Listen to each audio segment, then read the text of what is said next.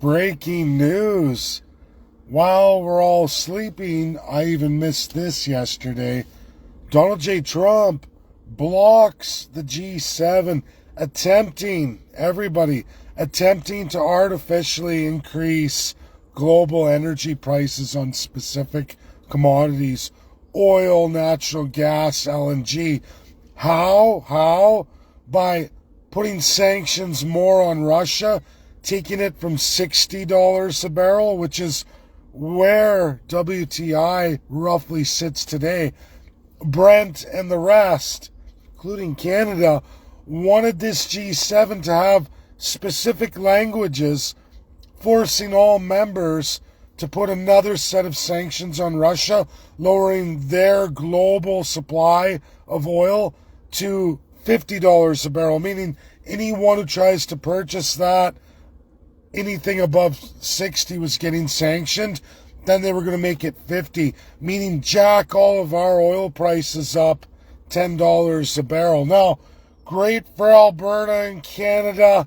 Canada wants that real bad, especially that they're paying an extra $5 beyond the USA differential, where again, USA supplies our oil products all over the world. We can't do it ourselves.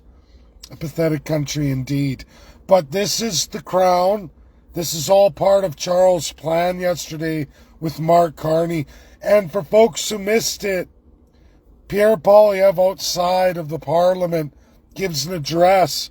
I just watched that this morning. Pathetic. Going off about Magna Carta and the greatness. Folks, as all Americans know in their civics, who makes the king follow any of it? We know our charter's been thrown away. King Charles gave you your throne speech. Our 1982 amendment, our Magna Carta, thrown in the garbage, like they all were. As old as the story of Robin Hood, nobody makes the king follow. That's why constitutional monarchies are no good. Never have been, never will be, because you're a slave.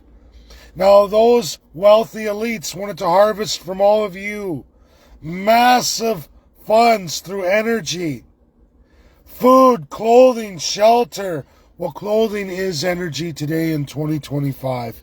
No one's going to take that away. It even overlaps your essentials in living, your home. You need heat, especially Canadians. This is a no-brainer. You need energy. And when your government is the inflationary tool, the weapon, the blunt instrument, when they meet at a G7 and their plan is, we're going to artificially increase energy so we do better while our people pay and suffer, especially in carbon pricing, that Mark Carney nor Pierre Poilievre are going to get rid of. They don't talk about it because they're under Charles. I watched Pierre Poilievre. Once again, the brilliance of the Parliament and Charles. Hail to the King, His Majesty. Fuck you, Pierre. Fuck you. You're a lying dirtbag. Carney in disguise. You're the same disease. We don't need any of you.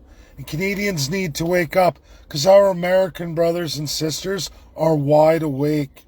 The Trump administration is wide awake and they're not playing. They're not playing around. Our B7, never say never, Iron Dome economic security presentation to Pete Hoekstra that we never got to see, but it went. They got it.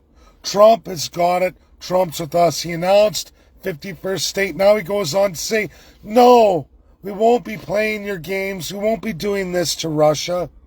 Now, Russia very well won't be at the G7 as it stands today.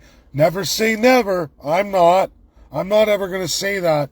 I said there's a good possibility that if things work out, Trump could be inviting Vladimir Putin to that. I know he wanted that at the last one, he was in power last time, and it's no different today. But we'll see how Russia and Ukraine make out. But the tail of the tape's in. Your crown bad, USA good. And Canadians, if you think it's good that they artificially jump your price per barrel up $10 and suck it out of you, the people, you got a brain problem. You're not recognizing that your government is your largest source of your cost of living right here in Canada. Your number one enemy and reason for your lives being so much now less than they were 10 years ago, 20 years ago, 30 years ago, generation after generation. It's your crown thieves, liars, cheats, and thieves who are destroying your lives. Your children's lives are gone. And a lot of older Canadians got to wake up.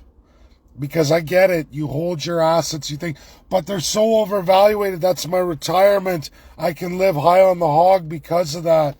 And I get it if you have no debts, but what about all those coming into life, those you gave birth to? The grandchildren, the great-grandchildren, they have no future. And if you keep up this satanic cult-like ritual of the crown, your kids won't have a future. Share this video, it's epic, it's explosive. Donald J. Trump like clockwork. RB7 presentation, Never Say Never, in its entirety, is well received in the United States. We got an A+, Canada 51st state. I nailed this. It's looking great, wonderful, awesome. Thank you for all those brave Canadians who came with me. We met the full extent of the federal authority system in Canada. Those who were there know that we're in a pure evil autocracy. You can talk about Russia, you can talk about the Middle East, you can talk about all these dictatorships around the world. We are a dictatorship here. We are a pure electoral autocracy, as American academia states, with all global academics who participated. Everyone knows it. Canada's there. And you have to start going, whoa. And now after 1982's breach by King Charles himself and the United Kingdom, with Keir Starmer participating, USA has had enough. Donald J. Trump watched that yesterday, and as I told you, he wasn't going to be impressed. No American, let alone American Indian, would be impressed with that presentation by King Charles III in complete obedience of your Prime Minister, all crown titles, premiers, all provincial crown titles, your Supreme Court in dress up front and center, chiefs in dress up front and center, the Parliament, the Senate, and it goes on and on. Disgusting. And all Americans saw it. They know the disease called Canada.